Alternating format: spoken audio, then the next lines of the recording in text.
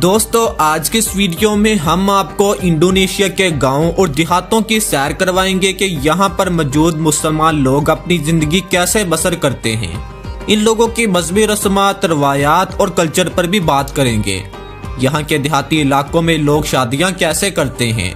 और दोस्तों आज की इस वीडियो में हम आपको पानी पर तैरते हुए गाँव भी दिखाएंगे जो कि इंडोनेशिया की खूबसूरती में मजीद इजाफा करते हैं। इसी तरह की बहुत सी दिलचस्प मालूमात आज के इस वीडियो में इंडोनेशिया के मुतल्लक जानी जाएंगी।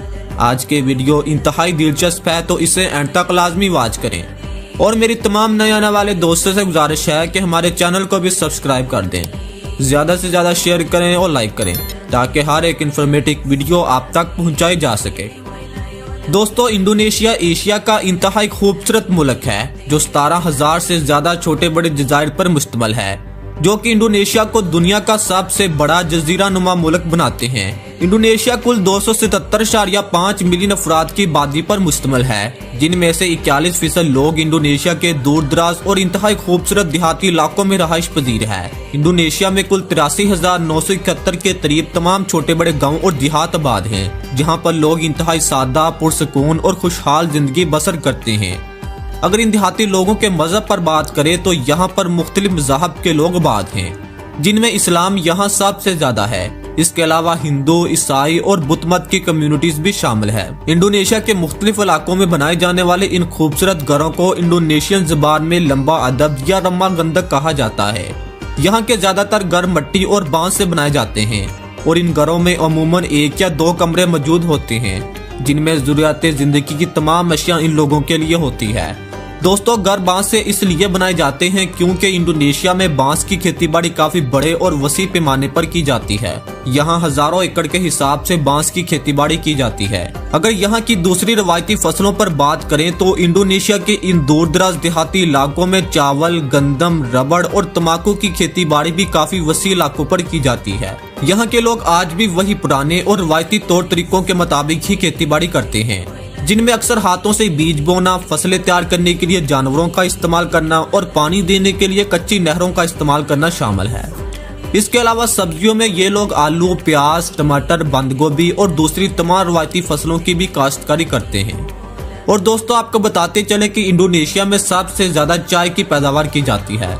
इंडोनेशिया की ब्लैक टी और रेड टी पूरी दुनिया में मशहूर है। यहाँ सालाना 1,22,700 मैट्रिक टन चाय की पैदावार होती है। ये मुल्क अपनी चाय की पैदावार में दुनिया भर में मशहूर है और चाय को एक्सपोर्ट करने में ये दुनिया के 4थे नंबर पर आता है। इंडोनेशिया के देहाती इलाके अपनी खूबसूरत सकाफत, रंगीन रवायात और मजहबी त्योहारों के लिए मशहूर है। यहाँ की देहाती जिंदगी अपने खास अंदाज, सादगी और खुशी के लिए जानी जाती है। यहाँ के लोग एक खास नौइयत की जिंदगी बसर करते हैं जो कि इंडोनेशिया के शहरी जिंदगी से बिल्कुल मुख्तलिफ है। अगर यहाँ के लोगों की सादगी का जायजा लिया जाए तो इनकी जिंदगी में मकामी सकाफत, माशाती ढांचा और माहौलियाती हालात शामिल है। गाँव के तमाम लोग आमतौर पर एक दूसरे के साथ मिलजुल कर ही रहते हैं और गाँव के तमाम मामलात के अंदर मिलजुल कर हिस्सा लेते हैं। इंडोनेशिया एक इस्लामिक मुल्क है, इसलिए यहाँ पर तमाम मजहबी त्यौहार जैसा कि ईद उल फितर, ईद उल अजहा, मजलिस और दूसरे तमाम मजहबी त्यौहार यहाँ आपस में मिलजुल कर मनाए जाते हैं, जो कि यहाँ पर बसने वाले लोगों की जिंदगियों का एक अहम हिस्सा है। यहाँ की शादी हो, मेल जोल हो या कोई भी त्यौहार हो, लोग आपस में मिलजुल कर ही मनाते हैं, जो कि एक मजबूत माशराती ताल्लुक को फरोग देती है। दोस्तों अगर बात की जाए इंडोनेशिया के इन दूर दराज देहाती इलाकों में की जाने वाली शादियों की, तो यहाँ की शादियाँ तमाम मजहबी रवायात के मुताबिक ही की जाती है, जिनमें ये लोग आमतौर पर निकाह मस्जिदों में ही पढ़ाते हैं। पहले मंगनी होती है और फिर बाकी रसूमात अदा की जाती है। तमाम रिश्तेदार मिलजुल कर इस खुशी में शरीक होते हैं और एक दूसरे के कामों में हाथ बिटाते हैं। इनकी शादियां तमाम मजहबी असूलों और रवायात के मुताबिक ही की जाती है। इंडोनेशिया के इन दूर दराज देहाती इलाकों में रहने वाले लोग दस्तकारी के शोबे में भी काफी वाबस्ता हैं। ये लोग हाथों से चीजें बनाने में माहिर समझे जाते हैं, जिनमें हाथों से कपड़े, मिट्टी के बर्तन और कालीनें वगैरह इंतहाई मशहूर और मरूफ है।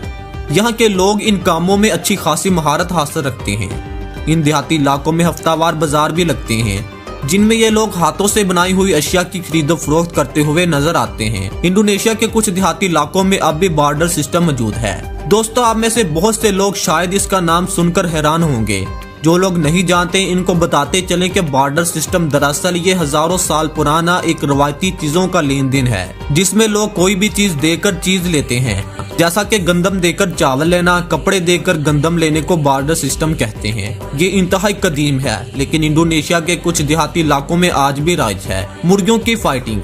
इंडोनेशिया के देहाती इलाकों में मुर्गियों की फाइटिंग भी करवाई जाती है, जो कि सुनने में भी काफी हैरानगी की बात है। लेकिन बहुत से देहातों में हत्ता के पाकिस्तान, बांग्लादेश और इंडिया में भी मुर्गियों की फाइटिंग करवाई जाती है। बिल्कुल इसी तरह पतंगबाजी इन देहाती इलाकों में एक मकबूल रवायती सरगर्मी है। यहाँ के देहाती इलाकों में पतंगबाजी के मेले भी सजाए जाते हैं, जिनमें लोग तरह तरह की पतंगे उड़ाकर मुकाबला करते हैं, जिस तरह के पाकिस्तान, इंडिया, बांग्लादेश और नेपाल में भी किए जाते हैं। इंडोनेशिया के इन दूर दराज देहाती इलाकों में बहुत से लोग माहीगिरी की सन्नत से भी वाबस्ता है। माहीगिरी इन लोगों की जिंदगियों का एक अहम हिस्सा है। ये लोग समंदरों, दरियाओं और नहरों से मछलियां पकड़कर इनको मार्केट में फरोख्त करते हैं और इंडोनेशिया हर साल कई हजारों टन मछली एशिया के कई ममालिक को भी फरोख्त करता है। इसके अलावा इंडोनेशिया के देहाती लोग देसी अद्वियात पर भी बहुत ज्यादा इन्हिसार करते हैं, जिनमें ये लोग मुख्तलिफ किस्म की जड़ी बूटियां उगाकर इनसे घर पर ही अद्वियात बनाते हैं। दोस्तों, 2024 की एक रिपोर्ट के मुताबिक इंडोनेशिया का 76% हिस्सा पानी पर मौजूद है। इसीलिए इंडोनेशिया के इन देहाती इलाकों में कुछ ऐसे देहात भी मौजूद है जो कि पानी पर आबाद हैं। जैसा कि आप वीडियो में भी देख ही सकते हैं, ये देखने में तो इंतहाई खूबसूरत लगते हैं, लेकिन यहाँ पर रहने वाले लोग इंतहाई मुश्किल के साथ अपनी जिंदगी बसर करते हैं। अगर बात की जाए इंडोनेशिया के देहातों में खानों की, तो यहाँ के लोग अक्सर रवायती पकवान जैसा कि नासी, गुंगंग, साटे और सित्तू वगैरह बहुत शौक से खाते हैं। यहाँ के खाने भी काफी ज्यादा लजीज माने जाते हैं और ये लोग सिर्फ हलाल खाने ही खाते हैं। गांव में लोग एक जगह से दूसरी जगह जाने के लिए आमतौर पर मोटरसाइकिल, बैलगाड़ी या फिर ज्यादातर पैदल चलना ही पसंद करते हैं। इन देहाती इलाकों में लोग इंतहाई सेहतमंदाना जिंदगी बसर करते हैं। लोग ज्यादा से ज्यादा अच्छी और नेचुरल खुराक का ही इस्तेमाल करते हैं। इसी वजह से इन देहाती इलाकों में आपको ज्यादा उम्र रसीद के लोग ही नजर आएंगे। दोस्तों, इंडोनेशिया के बारे में वैसे ही मशहूर है कि ये एशिया का इंतहाई सस्ता तरीन मुल्क है। इसी वजह से इन देहाती इलाकों में रहने वाले लोग, खास तौर पर किसान, अपनी जिंदगी इंतहाई पुरसुकून के साथ बसर करते हैं, क्योंकि यहाँ की गवर्नमेंट अपने किसानों को खाद, बीज और तमाम दूसरी ज़रूरी अद्वियात इंतहाई सस्ती और कम कीमतों में मैसर करती है। इसी वजह से यहाँ का किसान आज के टाइम बहुत ज्यादा खुशहाल और पुरसुकून है। इंडोनेशिया की ये तमाम खूबसूरत देहात और गांव ज्यादातर अपने कल्चर, कुदरती खूबसूरती और मजहबी त्योहारों के लिए मशहूर है। यहाँ के लोग इंतहाई खुश अखलाक, ईमानदार और खूबसूरत माने जाते हैं। तो दोस्तों, ये थी हमारी इंडोनेशिया के देहाती इलाकों पर बनाई जाने वाली आज की वीडियो।